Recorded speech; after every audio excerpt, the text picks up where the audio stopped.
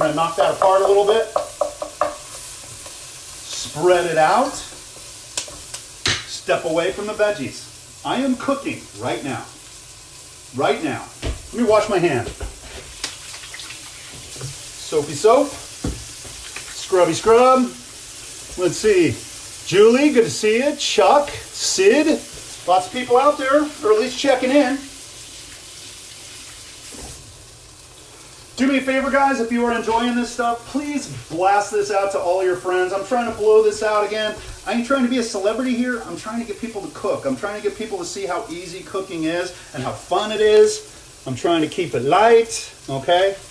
And yeah, share me up. I got a page as well, industry cooking classes. I'm like this far from 1,000 followers on that thing. Tell your friends, share me with groups, guys, blow this stuff up. This is culinary school. This is what students pay thousands and thousands of dollars to hear when they enroll in a culinary school. And you're getting it for free because I ain't got nothing better to do, and I can't just hold this stuff inside. I got to be teaching every day. It's just a calling, I guess, okay?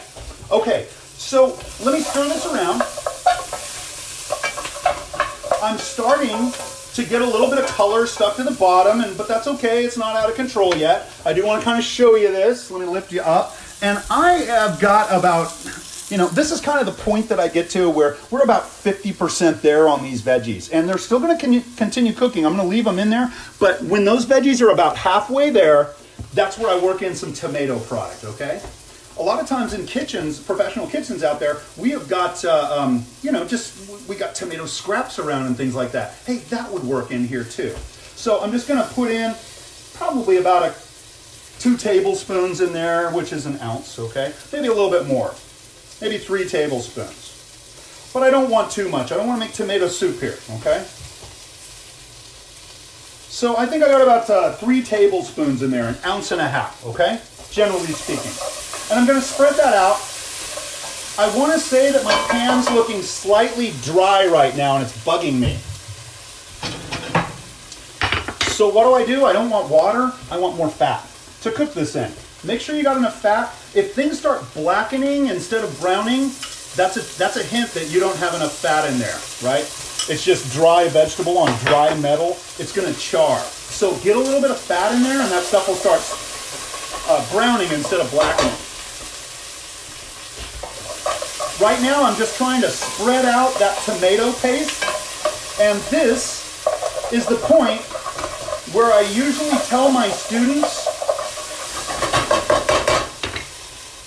that the ugliest one wins, okay? We are looking for something extremely ugly in this, but it's going to yield a beautiful, dark, rich, mysterious stew at the end, or short rib at the end, okay? I'm looking for nastiness at this point, and I want to get these vegetables dark, like darker than peanut butter, darker, almost the color of chocolate, right? That kind of color, not milk chocolate, like another shade darker, okay? So that's what I'm looking for. I want to kind of point out, right now we're coloring this tomato paste. We're browning it. I want to point out, you see that stuff sticking to my pan right here? All of that caramelized and brown and kind of starting to get blackened a little bit almost. All of that stuff is called fond, F-O-N-D. And right now what I'm going to do is take a tiny splash of water. I'm going to pour it in there and deglaze that. Okay, little tiny splash. I'm going to use my wooden spoon. I'm going to go ahead. I just melted it with that water, and now I can clean that stuff very nicely. I'm going to push that liquid around. And all of that fond just melted, and it's kind of getting clean up there in the top, right? I'm going to spin my ingredients around, turn my pan around, and this side of the pot might have blackening too, where I might deglaze, but there's not enough to worry about right now. A word about that, okay? By the way, when I just did that, I deglazed. Everything in the pot just turned a half shade darker. I don't know how well you can see that, but the whole mass is getting a little bit darker. We're caramelizing tomato paste right now to get color, to create umami. By the way, this step right here of adding tomato paste and then browning it is called pince, P-I-N-C-E, and it's got a little tail over the E there, the accent aigu if you're familiar, right? And it gives it that A sound at the end. So pince, browning tomato paste to create umami. You see this step when you make brown stock, okay? So if I get some bones, I roast them off. I will do all of these steps right here. After I roast the bones, I brown mirepoix, and then I add tomato paste to get more color in there, and then I add the bones back in, the liquid, bring it up, and I make a stock out of it, right? I simmer, simmer, simmer. With the next step, there's kind of that's usually what people see in culinary school. The first time that they see this process is when we're making veal stock. The next step after stocks, after making stocks, we tend to teach them sauces, right? And so we will make a brown sauce by doing this exact same thing, browning off veggies, using tomato paste, the pince. I'm going to do another little deglaze just to kind of even out my color in there. Tiny bit of liquid. It's going to evaporate very quickly. And we'll be right back to color.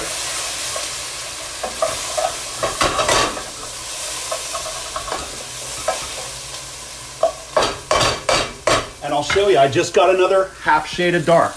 It's just getting darker and darker. Again, I would always tell the students, it looks funky, right? But the ugliest one wins, okay? I'm not looking for charcoal in there, but I'm looking for as dark as I can get it without getting into, caramelizing, without getting into carbonizing. I don't want carbon, I want caramel, okay? So, still working this around, spreading it out, and we are almost done to, ready to fly on this thing. Now, I was talking about a culinary school progression. First, we use this technique for making a veal stock, and the next thing we will do is make a sauce. And the way we make a sauce is what you're going to see right now. I'm going to add a little more fat in there.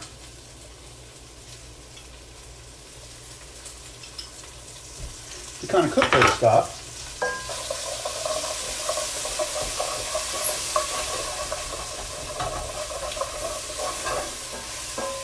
Spread it out a little more. Things, the tomato paste wasn't spreading, so that fat kind of helped it all spread out. If you're worried about all this fat, I should mention that all of the fat will rise to the surface of this stew as it cooks, and we're going to be skimming that off. There's going to be fat coming out of the meat as well.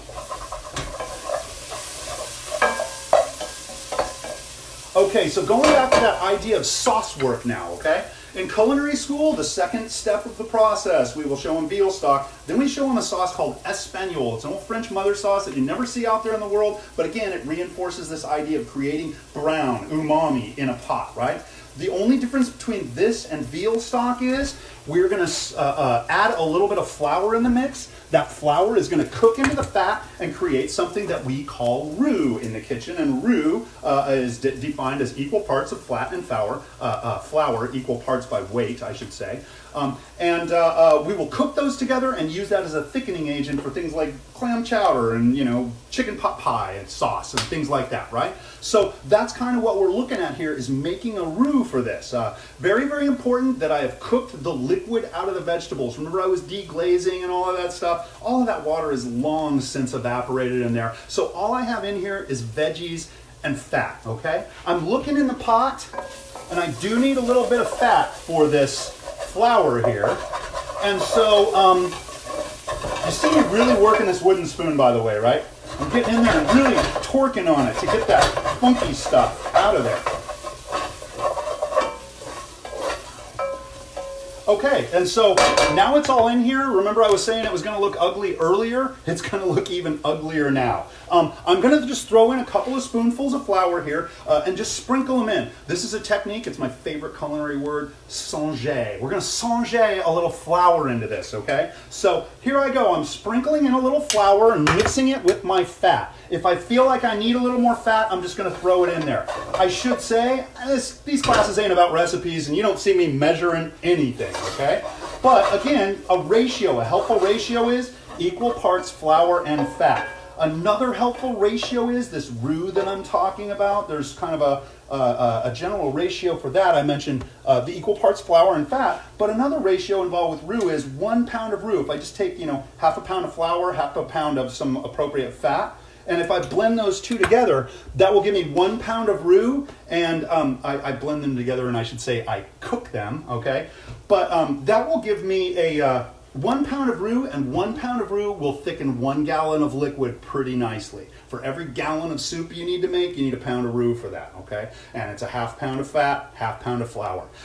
The fat all floats to the top and gets skimmed off as it's cooking, okay? All right, so back to it. I just added some more flour, and I'm going to work a little more fat into it because it's looking a little dry. I've turned my heat down, by the way. I don't want the high heat for this. And I just need a little fat to soak up the flour. We're creating a paste here. Usually what I say is roux kind of flows a little like lava. You know, if I got a roux cooking in a pan, I want it to just slowly spread out in the pan so it can cook efficiently. It's about that surface area, the roux being in contact with the pan.